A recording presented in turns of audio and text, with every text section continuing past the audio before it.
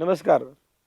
मी आज लोकसभा 19 औरंगाबाद छत्रपती संभाजीनगरचा आपल्या मनातील आपल्या सर्वांची जी इच्छा होती, की वी सपोर्ट जे-आर हे नेमकं काय करेल? फक्त आपल्या भावनांना जागृत करेल का? खरंच लोकसभेचा फॉर्म भरतील? तर त्याला मात्र उत्तराला एक फुल स्टॉप दिला आहे.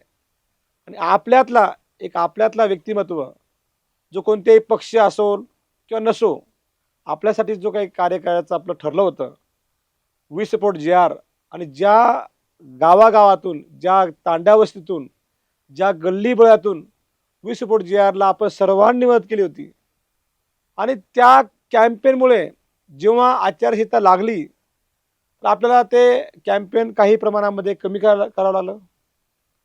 काही लोकांना ते मिसिंग वाटलं आणि ही भावना लोकांना का आली? की बाबा आपल्या शहराला मागच्या 25 वर्षापासून काहीतरी चांगलं होईल, कुणीतरी चांगलं येईल आणि काहीतरी करेल ही अपेक्षा होती. आणि नेमकं आपल्याला सर्वांना माहिती आहे, की इव्हन भारतीय जनता पार्टी एक पक्ष ज्या इथे जिंकण्याची 100% कॅपॅसिटी जर समजा नवीन चेहरा असेल आणि बी-जे-पी असेल, तर आपण एक इथे सीट जिंकू शकतो. आणि विकास जो चालू आहे केंद्रामध्ये, त्याला एक डबल इंजिन टाईप आपल्याला मिळेल. सर्वांची अपेक्षा होती. पार शेतकरी असेल, ग्रामीणचा असेल, शहरी असेल, सुरक्षा असेल, गृहिणी असेल आणि सर्व आपण एक वाट बघत होतो, की काहीतरी चांगली बातमी येईल. असं वाटलं होतं, की बी-जे-पी कॅडर एक चांगलं न्यूज देईल आणि आपल्यातला कोणतरी व्यक्ती दिला, की आपल्या भावनांशी त्यांना जोडता येईल आणि त्यातच भर पडली सर्वात महत्त्वाची म्हणजे प्रभू श्रीरामांचं आगमन, ज्याला आपण मंदिरच नाही तर राष्ट्र निर्माण मंदिर आपण म्हणतोय. आणि त्याहूनपेक्षा जास्त म्हणजे आपल्या शहराचं नाव बदललं. आणि आपले जी संसद आहे, दिल्लीमध्ये जे भवन आहे, ते सुद्धा नवीन झाली.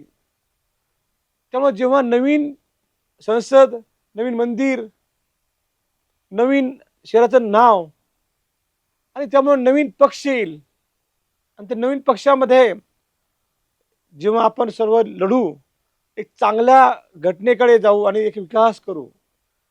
पण शेवटी आपण फार शेवटपर्यंत थांबलो आणि पक्षांची काही अडचण असेल, त्यांचे काही मतभेद असतात, काही एकमेकांची गणितं असतात. मग ती जागा अचानकपणे एका पक्षाला न मिळता दुसऱ्याला मिळाली.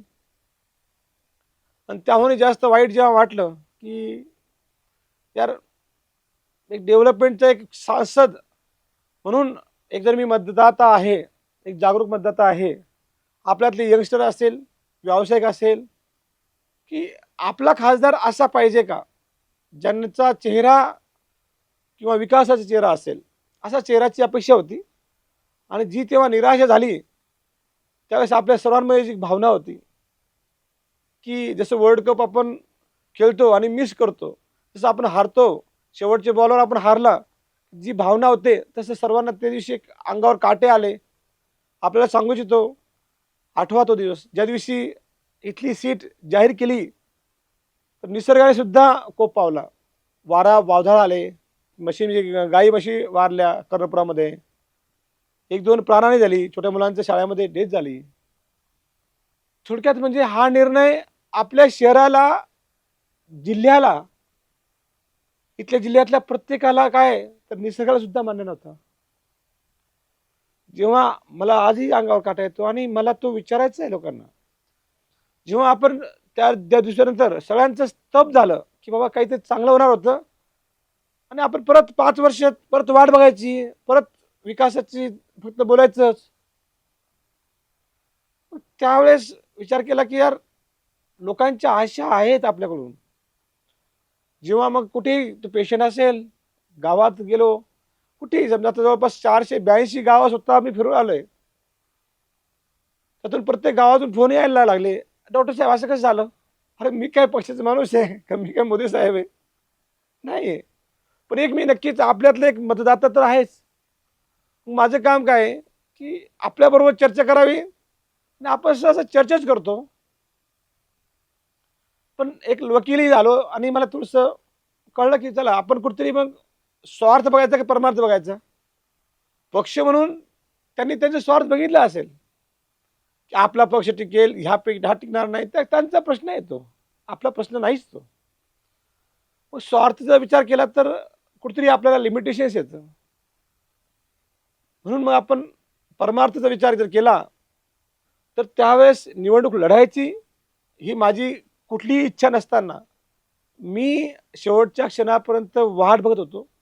आपल्यातला कोणीतरी एक शिकलेला व्यक्ती पुढे जाईल, कोणीतरी जायला पाहिजे. कोणी तो गावातला व्यक्ती असेल, एक बी.कॉम ज्याला ग्रॅज्युएशन चांगलं आलं असेल, ज्याला पार्लिमेंट काय असतं, ज्याला खासदारांचे काय कार्य असतं. नाहीतर आजकालच्या खासदारांना नगरपालिकेच्या बाहेर काहीच माहीत नाही. त्यामुळे शेवटी कोणीच धुरा पकडत नसेल, तर शेवटच्या दिवशी आपल्याला कल्पना न देता मला फॉर्म भरावा लागला. त्याबद्दल मी आपल्या सर्वांची एकदा म्हणजे माफी मागतो. परंतु त्यापेक्षाही पुढे जाऊन सांगतो, माफी मागण्याचं काय? आपल्याला असं वाटलं असेल की फोन नाही केला, मेसेज नाही केला, आपण गर्दी केली असती. हाच प्रॉब्लेम आहे. आपल्याला त्यांनी एक भाऊ तयार केला आहे. फॉर्म भरताना फक्त 5 लोक लागतात. जेव्हा मी फॉर्म भरण्याचा सकाळी विचार केला, तेव्हा मी विचार केला की मी फॉर्म कोणासाठी भरणार शेवटी? ज्या जनतेसाठी भरणार, माझ्या शेतकरी बांधवासाठी भरणार. मी फॉर्म भरताना कोणते स्टार प्रचार घेऊन जावा? पुन्हा मग विचार आला की याला घेतलं तर त्याला राग, त्याला घेतलं त्याला राग. आपल्यातले राग ऋषी खूप जास्त असतात. आपली गरीब जनता, मध्यमवर्गीय जनता आणि भावनात्मक जनता. एक शेतकरी जे माझ्या बाजूला राहतात, त्यांची गावाकडे शेती आहे. सध्या दुष्काळामुळे इकडे सिक्युरिटी म्हणून काम करतात. ते शेतकरी बांधव घेतले. एक आमच्याकडे एक ताई आहे, त्या स्वतः नवरदेव बरोबर नसताना स्वतः एक कष्ट करून आपल्या 2 मुलांचं शिक्षण तळमळीने पूर्ण करून एक स्वतःची पोट भागतात. 8-8 घंटे काम करतात त्या ताई. अशा असंख्य माझ्या बहिणी, मी स्वतः एक 4 बहिणींचा भाऊ आहे. आपल्या सर्व या शहरातल्या असंख्य बहिणींसाठी काम करायला पाहिजे. कारण की त्यांच्या घरामध्ये आपल्या मुलांना शिकवण्यासाठी पैसे कुठून येणार? आपल्या इथली जिल्हा परिषद शाळा किंवा मनपा शाळा केव्हा चांगली होईल? ती ती CBSE का होऊ शकत नाही? ती CBSE स्कूल का होऊ शकत नाही? त्यांच्या शाळेचा स्तर का चांगला होणार नाही? म्हणून तिला घेतलं. तिसरा एक विद्यार्थी घेतला. आपल्या जिल्ह्याचं किंवा मराठवाड्याचं एक नशीबच वाईट आहे की आपल्यातलं कोणी बाहेर येत नाही आहे. त्यामुळे इथला विद्यार्थी जो शिकलेला असेल, तो शिक्षणासाठी पुढे जातो किंवा शिक्षणाचं झाल्यानंतर नोकरीसाठी पुढे जातो. पुढे म्हणजे पुणे, मुंबई, नागपूर, बँगलोर, हैदराबाद. आणि इथे शिकलेला विद्यार्थी वापस येतच नाही. त्यामुळे एक विद्यार्थी घेतला बरोबर आणि चौथा एक व्यवसाय घेतला, जेणेकरून ह्या शहरातला व्यवसायाचा पूर्णपणे म्हणजे निगेटिव्ह मागे चालले. आपण ज्या कंपन्या होत्या त्या बंद पडायला लागल्या. जी काही कंपनी आता आहे त्यांना सुद्धा ब्लॅकमेल होतात. व्यवसाय जे इथलं जो कंपनी इन्फ्रास्ट्रक्चर आहे तो कुठेतरी कमी पडतो आहे. म्हणून मी आज 5 व्यक्ती, एक शेतकरी असेल, एक ताई असेल, गृहिणी, एक विद्यार्थी असेल आणि एक व्यावसायिक, आणि मी स्वतः एक डॉक्टर आहे, एक वकील आहे. आणि हे ते 4 मी 5-6 आणि गव्हर्नमेंट सर्वंट तिथं होते, पोलीस अधिकारी तिथं होते. आणि प्रत्येक माझं गव्हर्नमेंट सर्वंट जो की ह्या इलेक्शनमध्ये समोरून मला फ्रंटने मदत करत नाही आहे, पण तो आतून माझ्याबरोबर आहे आणि आपल्या सर्वांबरोबर आहे. सर्वांची इच्छा आहे. कारण की प्रत्येक गव्हर्नमेंट सर्वंटला, ते माझे पोलीस बांधव असेल किंवा माझे शिक्षक वर्ग असेल, माझी अंगणवाडी ताई असेल, माझा आरोग्याचा प्रायमरी हेल्थ केअरचा डॉक्टर असेल, MPW असेल, जे काही ग्रामसेवक असेल, सर्वांना हे राजकारणी म्हणजे दबावात वागतात. रिस्पेक्टफुली त्यांना दिले जात नाही. प्रश्नच नाही. शिकलेला माणूस असेल तर रिस्पेक्ट मिळेल ना. त्यामुळे ह्या सर्वांचा विचार करून आज फॉर्म भरला आहे. माझी अशी अपेक्षा आहे की तुम्ही तो मान्य कराल आणि इथून पुढे ह्या मोमेंटला जागणार. वी सपोर्ट JR म्हणजे जागते रहो. इथून पुढे आपल्याला 13 मेपर्यंत जागायचं आहे. खूप सारे पैसे, खूप चिक्कार पैसे कमवलेले लोकांनी. कुठून कमवले हा त्यांचं भाग्य, का कमवले हा त्यांचं भाग्य, मरताना काय घेऊन जाणार हा त्यांचं भाग्य. मी डॉक्टर हो सांगतो, ज्या ठिकाणी रुग्ण 1% वाचणार आहे ना, त्यावेळेस सुद्धा आम्ही डॉक्टर जीव की प्राण करून त्याला वाचवण्याचा प्रयत्न करतो. तो वाचला तर खूप आनंद होतो आणि नाही वाचला तर दुःखही होतो. मग तीच भावना मी ती सुद्धा वापरतो, की जर इलेक्शन ज्या ठिकाणी 1%वर आम्ही जर लढाई करण्यासाठी आम्ही डॉक्टर तयार असतो. कोविडमध्ये सुद्धा आम्ही तसं केलं, सर्वांची सेवा केली. परंतु इतर इलेक्शन आहे, इथे लोकांची भावना असेल तर जिंकून येईल, नाही जिंकलं तर काय हरकत नाहीये. हा एक प्रयत्न आपण करायला पाहिजे. इथे एक चांगला व्यक्तिमत्व यायलाच पाहिजे आणि चांगला अभ्यास असेल, निस्वार्थ असेल. माझी काही स्वार्थाची इश्यूच नाहीये, मला पैशाचा गरज प्रश्नच नाहीये. माझा उद्देश काय आहे तो महत्वाचा आहे. मला उद्देश फक्त इथला डेव्हलपमेंट जो मागे चालला तोच आहे. अहो जो पगार मला येईल ना, तो सुद्धा माझी घ्यायची इच्छा नाही. तो सुद्धा पगार मी माझ्या जिल्हा परिषद गावाकडची किंवा इथला जो काही मनपाची स्कूल आहे त्यांना देईल. पण माझं प्रण राहील की ते शाळा बंद पडू नये आणि ती शाळा बंद पडली तर माझ्यासारखे गावातून विद्यार्थी येणार नाही. मी चुकून एक साधा शेतकरी मुलगा चुकून इकडे आलो आणि त्या भावनेतून जर बघितलं तर डॉक्टर झालो, वकील झालो, आपल्या सेवेत आहे. 10 वर्षापासून फक्त मी या शहरात याच्यामुळे आहे की माझ्या वडिलांनी सांगितलं होतं मरताना अगंडावी द्यायला तिथे थांबायला पाहिजे. नाही मी तर राहिलो असतो. ह्या शहरात राहण्यासारखं हा शहर ठेवलाच नाही लोकांनी आणि माझ्यासारखे असंख्य मित्रांना इथे वापस यायचंय. परंतु ह्या शहराला राजकारणाच्या विळख्यामध्ये, ह्या शहराला राजकारणाच्या दबावामध्ये, गुलामीमध्ये ठेवलंय. आपल्याला माहितच असेल, आपले खासदार साहेब आपल्या वडिलांच्याही वयाचे होते. 20 वर्ष त्यांनी राज्य केलं. धर्माचं जाती राजकारण केलं, हिंदू मुस्लिम राजकारण केलं आणि स्वतः इतके वयस्कर असून सुद्धा 18 वर्षाची मुलं समोर झोपतात. ही गुलामी, ही गुलामी. आणि आता 5 वर्षामध्ये जे काही सरकार आलं किंवा जे काही सांसद होते शिकलेले आहे, चांगले आहे, पण ते सुद्धा हैदराबादची गुलामी. आपले सांसद जर गुलामी असेल, एखाद्या पक्षाचं म्हणावं किंवा एखाद्या विचारधारेचे असावं, तर आपला डेव्हलपमेंट कसं होईल या विचारांसाठी मला पण मी आपल्याबरोबर आपल्यातलाच एक तळमळ म्हणून इथे उभं राहिलोय. मी शेवटपर्यंत वाट बघितली, कोणीतरी आपल्यातला चांगला माणूस फॉर्म भरेल, तो पुढे जाईल, त्याला आपण मदत करू. तर शेवटी त्याला करण्यासाठी मला उतरावं लागेल असं मला जेव्हा कळलं, मी शेवटी आज शेवटचा दिवस होता, आज फॉर्म भरला आणि बघू कुठे काय होईल. आपण सर्व बरोबर असाल तर नैया पार करेंगे आणि जर नसेल तर बघूया. पण पुढे जावंच लागेल, बदल हा करावाच लागेल. बदल हवा तर चेहरा नवा हा शब्द आपण पाठ झालाय, लोकांना माहिती पडलाय. बदल हवा तर चेहरा नवा हा आपल्यालाच नाही तर दिल्ली मुंबईला कळाला होता, त्यांना कळाला. पण त्यांना इथला बदल नाहीच पाहिजे, त्यांना स्वतःचा बदल पाहिजे असेल त्यामुळे त्यांनी निर्णय घेतला असेल. माझी आता रिक्वेस्ट आहे की बाबा ठीक आहे, हे झालं, पुढे काय करायचं. काही लोकांना वाटलं असेल, काही प्रश्नही मला पडले ना की बाबा डॉक्टर साहेब तुम्ही उभे राहणार. मागच्या वेळेस जसे हर्षवर्धन जाधवांनी काही मतदान खाल्ले, तुम्ही खाणार, मग तो दुसराच येऊन जाईल. अरे उडा डोळे पहा नीट, तसं नाहीये. त्यांना आणणारे तुम्ही ज्यांना मतदान देणार, जसं तुम्ही म्हणता बाबा खरे साहेबांचं, त्यांनीच त्यांना आणलं, त्यांनीच त्यांना मागच्या वेळेस उभं केलं होतं, त्यांनीच त्यांना तो ग्राउंड बुक केला होता, सगळे पैसे त्यांनी खर्च केले होते.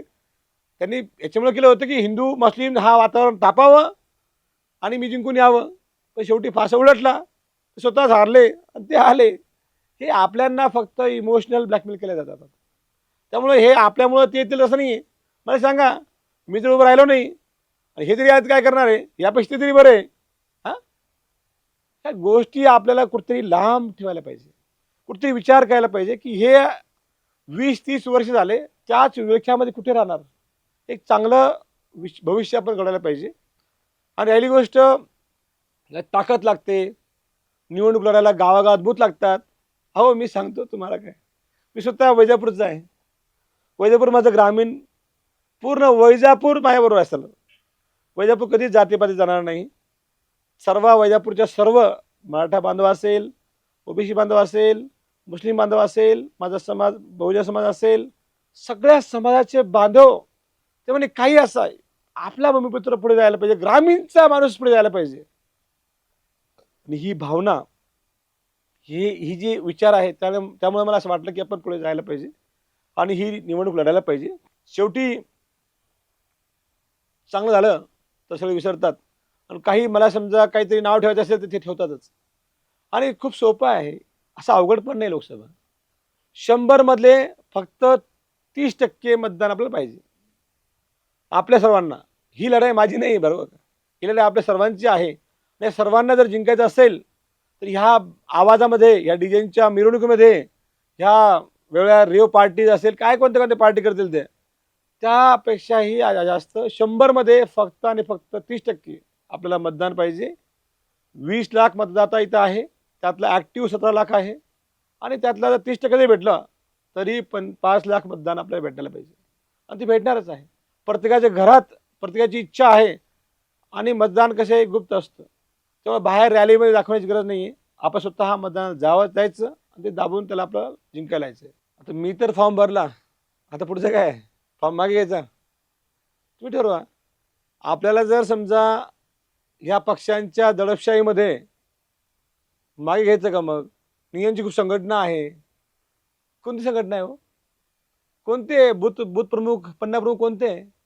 अहो, प्रभू रामांच्या नावावर इथे आम्ही रामसेना तयार केली, वानरसेना तयार केली की चांगलं होईल या शहराचं. एक BJPचं चांगलं सीट इथून काढण्यात येईल आणि ती वानरसेना शेवटी रामालाच मदत करणार आहे. काही केलं तरी बाहेर फिरणं वेगळं असतं आणि आतून करणं वेगळं असतं.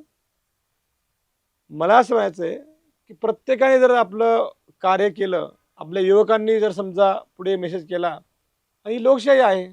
100 मधून फक्त 30% वोटिंग पाहिजे आपल्याला. 100% जिंकणार. ही जिंकणारीची किंवा हारण्याची लढाई माझी नाहीच आहे ना. मला त्याचं टेन्शन पण नाही आहे. जिंकलो तर आपण जिंकूया. मी जिंकलं तर चुकून जिंकलो तर सगळे हारलेले असेल त्यांच्या सगळ्यांना घेऊन पुढे जाईल मी. त्यांची बरोबर ह्या शहराचा विकास करेल, भांडणं करण्यापेक्षा. आणि हारो तर आपण सगळेच हारू. हीच लढाई आपल्या अस्तित्वाची लढाई आहे. ही आपल्या अस्तित्वाची लढाई आहे आणि आपल्याला ती जिंकणं हे आपलं ध्येय पाहिजे.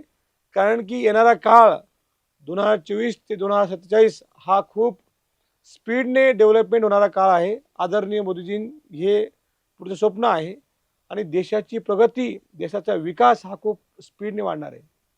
आणि त्याच वेळेस आपल्या शहराचा ड्रायव्हर समजा जर साधा असेल तर आपण खूप मागे राहून जाऊ. त्यासाठी आपल्याला जर मोदी साहेबांना मत द्यायचं असेल तर ते मत नक्कीच मला दिलं तर तो मोदी साहेबांना मिळेल. कारण की एकुलता एक असा माणूस आहे की तो कोणत्याही जास्त पक्षाकडे न जाता, कुठेही भीक न मागता, एकच होतं की BJPने सीट सोडावी आणि ती चांगल्या माणसाला द्यावी. जरी मला मिळाली असती तर खूप चांगलं काम म्हणजे झालं असतं. आपण 100% एका मिनिटात जिंकून आलो असतो, असं पिक्चर होतं. हे रिपोर्टही होता. परंतु जर आता मात्र तुम्ही मतदान दिलं तर ते डायरेक्ट मोदी साहेबांना जाईल आणि विकासाची गंगा आपल्याला इथं आणता येईल. जर आपण खरे साहेबांना दिलं तर ते वोटिंग राहुलजीनं जाईल, मोदीजीनं जाणार नाही आहे. तुम्ही त्यामुळे ते देऊन फायदा नाही. बुमरे साहेबांना तर प्रश्नच नाही आहे, ते जिंकून येणार नाही आहे. हे मायापाशी त्यांना जास्त माहिती आहे. गव्हर्नमेंट रिपोर्ट माहिती आहे, सगळ्यांना माहिती आहे. किती पण सेना लावा, ती सेना शेवटी रामसेना आहे, बजरंग सेना आहे. ती रामालाच काम करणार आहे. ते सत्याचंच काम करतील. पक्षापेक्षा निस्वार्थ काम करणारी सेना आहे, त्यागाची काम करणारी सेना आहे. ती तीच काम करणार आहे जी करेल. मी आपल्याला आवाहन करतो आपल्या सर्वांनी. म्हणजे मी सांगतो की दरवेळेस माझे जे वंचित बांधव आहे सर्वांना रिक्वेस्ट आहे माझी, यंगस्टर्स जे आपण आहोत, यूथ, आपल्या 65% जे युवा आहे त्या युवांनी आता मनावर घेतलेलं आहे. प्रत्येक युवाने घरी जाऊन आपल्या आई असेल, वडील असेल किंवा जे कोणी असेल वडीलधारी, सगळ्यांना पटवायचं आहे की ह्यावेळेस आम्हाला युवक पाहिजे, आपल्यातलं युवक पाहिजे. आपलं भविष्य काहीतरी होईल चांगलं. नाहीतर आपलं भविष्य काय होईल हे न सांगण्यापेक्षा दिसतंच आहे. त्यामुळं माझी रिक्वेस्ट आहे, विनंती आहे, आपण कोणाला वाईट बोलणार नाही, बोलायची गरजही नाही आहे. त्यांचं जसं कर्म आहे तसं भरतील, परंतु आपण चांगलं कर्म करावं. फक्त एकच दिवस 13 मे रोजी, एकच दिवस, जास्त नाही, 13 मे सोमवार आहे. जे आपले नातेवाईक पुण्याला असतील, मुंबईला असतील, हैदराबादला असतील, बँगलोरला असतील, एक दिवस त्यांना बोलवा. एक दिवस फक्त, एक दिवस मदत करा. एक वोट फक्त चांगला द्या, चांगल्या व्यक्तीला द्या. मी म्हणतो मला देऊ नका नाही, चांगल्या व्यक्तीला द्या जो ह्या भविष्य बघेल. मी मागे सुद्धा बोललो होतो की राष्ट्र निर्माण हे करायचं असेल तर आपल्या स्वतःच निर्माण आपल्याला करावं लागेल. आणि जेव्हा आपण वोटिंगला जाणार त्या दिवशी सुद्धा आपण देवाचं नाव घ्यायचं, आपल्या मुलाच्या भविष्याचा विचार करायचा आणि योग्य व्यक्तीला आपण मतदान द्यायला पाहिजे. बोलते बोलते बोलो तो मागे सुद्धा कि बटन ऐसा दबाओ कि अगर प्रभु राम जी के दरवाजे में जाएंगे तो उसे आँख मिला सको. हे जर केलं तर अवघड नाही आहे, सोपं आहे. त्यामुळे माझी रिक्वेस्ट आहे की आपल्या सर्वांनी, माझी विनंती आहे की काय चांगलं वाईट किंवा काय मदत करता येईल, कसं करता येईल ती मदत करावी आणि जे काही चांगला वाईट होईल तो आपण सर्वांनी बरोबर राहावं, हीच माझी विनंती आहे. काही चुकलं असेल तर मला माफ करा, सजेशन करा आणि जे काही आपल्याला करता येईल हा व्हिडिओ पुढे पाठवा. आणि रिक्वेस्ट आहे माझी की ही लढाई आपण सर्वांनी जिंकायची आहे. जय हिंद, जय भीम, जय महाराज.